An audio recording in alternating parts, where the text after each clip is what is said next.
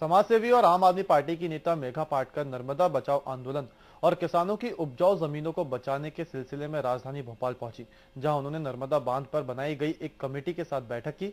वहीं इसके बाद हमारे संवाददाता जुबेर कुरैशी ने मेघा पाटकर से खास बातचीत की।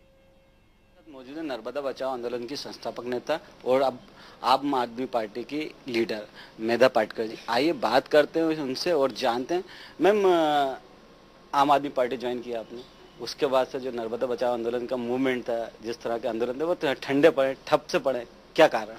कौन कहता है ठप से पड़ा भाई? नर्मदा बचाओ आंदोलन के सब साथी जुझारू है, लड़ रहे हैं। उल्टी हमारी ताकत बढ़ी है, क्योंकि अब बड़वानी शहर के भी ज्यादा लोग हमारे साथ आए, खरगोन शहर के भी साथ में आए, और एक एक गांव जो नहरग्रस्त या बांधग्रस्त नहीं थे, ऐसे भी नए गांव हमारे साथ जुड़ गए। हम लोग कोई आंदोलन छोड़कर या गिरवी रखकर पार्टी में नहीं आए हैं। हमारे जो राजनीतिक मुद्दे थे, क्योंकि आंदोलन भी राजनीतिक होता है, उन मुद्दों को ये पार्टी उठाना चाहती है। उनके दिल्ली के और राष्ट्रीय संकल्प पत्र से ये स्पष्ट है, इसलिए हम उसमें आए हैं। और इसलिए भी आए क्योंकि कांग्रेस और भाजपा दोनों एक प्रकार से इन मुद्दों को, जो किसानों के, मजदूरों के, मछुआरों के, आदिवासियों के, उनको नजरअंदाज करते। आप अपनी हार का क्या कारण मानते? हमारे कार्यकर्ताओं ने मुझे बार बार कहा है कि दीदी, जीत या हार नहीं होती, या तो जीत होती है या नहीं होती है। तो हम लोग आंदोलन में तो और बहुत बड़े बड़े हादसे झेले हुए लोग हैं। हम लोग यही मानते हैं कि कहीं मोदी फैक्टर चला तो उसके साथ साथ मनी फैक्टर भी चला है। बहुत पैसे बांटे गए, वो करोड़ों में बांटे गए। करोड़ों रुपयों का प्रचार काम आया है भारतीय जनता पार्टी को और कुछ हद तक कांग्रेस को।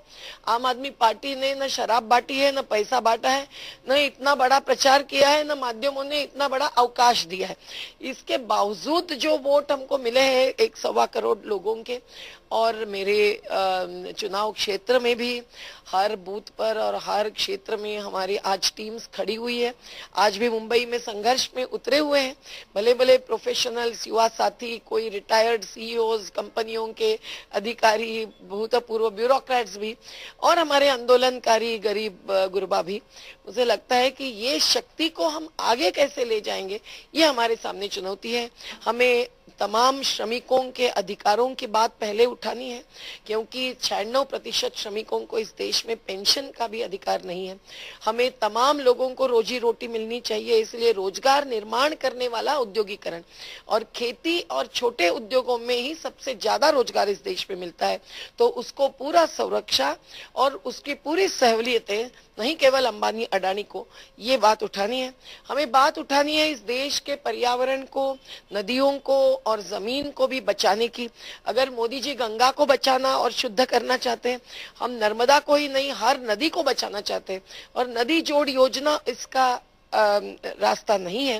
रास्ता यही है कि नदी कछार के जमीन और पानी का विकेंद्रित नियोजन हम कर पाए।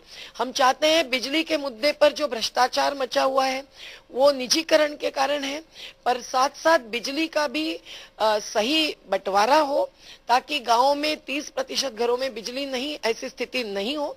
और हम ये भी चाहते हैं कि ऊर्जा के तमाम पर्यावरणीय निरंतरता वाले स्रोतों का उपयोग हो। शिक्षा में 6% ही क्यों, 10% बजट लगे।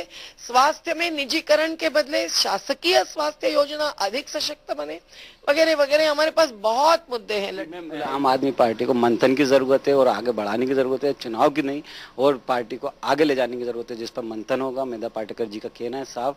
कई मुद्दों पर उनसे चर्चा हुई। कैमरामैन हनीफ के साथ जुबैर कुरैशी, स्टेट न्यूज, भोपाल।